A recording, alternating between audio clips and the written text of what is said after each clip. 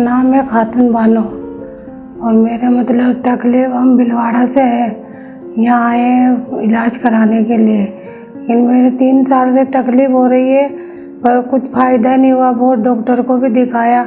मेरी मिसेस है श्रीमती खातून बानो, ये काफ़ी अर्से से बीमार चल रही है और मैं इसे ले लेके काफ़ी हॉस्पिटलों में घूम रहा हूँ। मैंने भिलवाड़ा दिखाया था, इसके सिर में दर्द हुआ था तो हॉस्पिटल लेके गया तो डॉक्टर लोगों ने बोला भाई बीपी की तकलीफ़ है। बीपी का ट्रीटमेंट करते करते इनके हाथ पैरों में दर्द होने लग गया, तो हाथ पैरों का दर्द ख़त्म नहीं हुआ। फिर दूसरे डॉक्टर साहब को दिखाया, फिर उन्होंने दूसरा इनका इलाज चालू करा, लेकिन मेरे कोई फ़र्क नहीं पड़ा।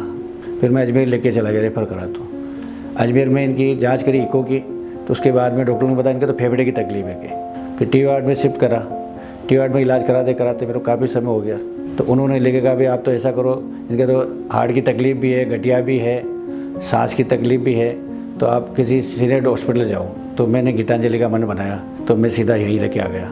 काफ़ी दिनों में इनका इलाज चलाया लेकिन रिलीफ नहीं मिल रहा है, बीमारी पकड़ में नहीं आ रही। इनकी जो मेन तकलीफ़ है हाथ पाँव का दर्द और दस्त बंद नहीं हो रहे। तो सर ने फिर बोला मैडम के बारे में मुझे सुझाव दिया, तो फिर हमने मैडम को दिखाया।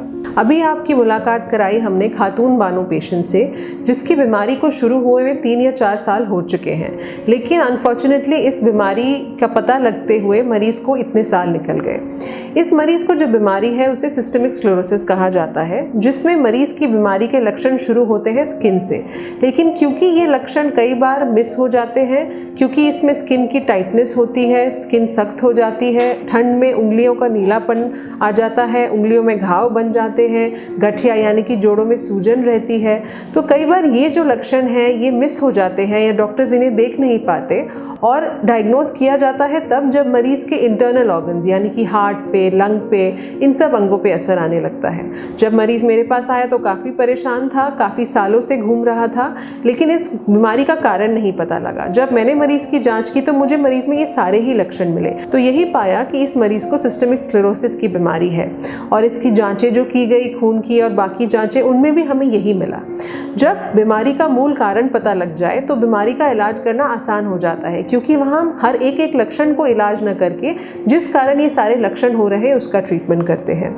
अब इस मरीज़ को मैंने ट्रीटमेंट शुरू किया है और ट्रीटमेंट शुरू करने के कुछ वीक्स के अंदर ही मरीज़ के जोड़ों की तकलीफ़ में सुधार आ गया है, फेफड़ों की तकलीफ़ में भी सुधार आ गया है। इस बीमारी में इम्पॉर्टेंट ये है कि एक लक्षण को ट्रीट न करके हम बीमारी जो एक ऑटो इम्यून बीमारी है, जहाँ शरीर खुद ही के ऑर्गन्स को नुकसान कर रहा है, उसे कुछ खास इम्यूनोसप्रेशन दवाइयों से ट्रीट करें।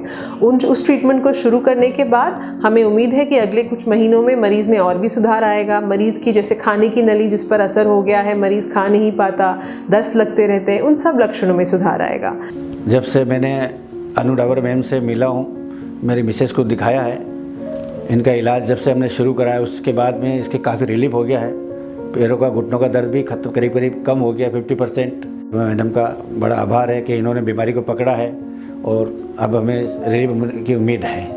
हर गठिया के मरीज़ को ये याद रखना ज़रूरी है कि गठिया सिर्फ एक लक्षण है और गठिया के बहुत सारे कारण हो सकते हैं। और दूसरी चीज़, गठिया की बीमारी में शरीर के इंटरनल ऑर्गन्स पर भी असर होता है, तो गठिए को मामूली तौर पे मत लीजिए। अगर गठिए के साथ आपको कोई और लक्षण हो रहे हैं तो हो सकता है ये सारे ही लक्षण एक बीमारी के हों, और जो कि एक रूमेटोलॉजिकल या ऑटो इम्यून बीमारी हो सकती है।